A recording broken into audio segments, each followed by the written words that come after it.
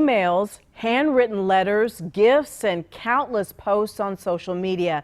This man was convicted of stalking, but then got the conviction overturned. It's a big decision that could have a significant impact on other similar cases. And within weeks of that ruling, the man was arrested again, accused of stalking. Anchor Blaine Tollison started to investigate and is live after actually talking to the guy today. Blaine? Yeah, and he admitted to me that he wrote a letter to his neighbor, and these court documents detail that letter in which he wanted his neighbor to be his future wife. He talked about his billion-dollar business plan, his talks with God. He didn't tell me why he wrote this letter despite all of the other times he's been accused of stalking. Brady Shackelford has been in and out of court and prison, accused and convicted of stalking over many years. Why are you being accused of this again? No comment. He didn't want to answer many of my questions about his most recent charge of felony stalking involving his neighbor. Court documents show he met her in May as she was teaching her niece how to ride a bike in their West Charlotte neighborhood. But the woman says Shackelford stuffed a few letters in her door. One letter explained his requirements for his future wife, saying he constantly observes women from afar to see if they meet those standards.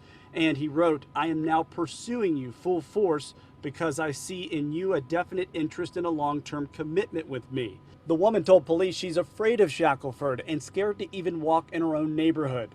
2 months prior, Shackelford had just gotten out of prison because he won his appeal in a stalking case from 2015. Did you write a letter to your neighbor recently, though, in June? Yeah.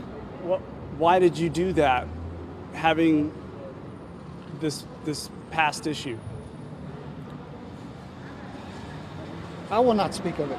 We got our hands on that appeal. It says Shackelford met a woman at Myers Park Presbyterian Church and, just like this case, talked about the stalking accuser as his future wife. But in that case, Shackelford talked about the woman on social media, and that was the grounds of his appeal. His lawyers successfully argued convicting someone based on social media violates their rights to free speech. A case so monumental, a UNC professor argued that it could set a precedent about what you're allowed to say on social media. Today, I also heard from the North Carolina Coalition Against Domestic Violence, and they say that the argument of free speech on social media is one of their biggest concerns right now, and they worry that the rights of free speech will overwrite the rights of victims in these stalking situations. Back to you. All right, and whether it's found to be legal or not legal, a big red flag for a lot of people. Blaine, thank you.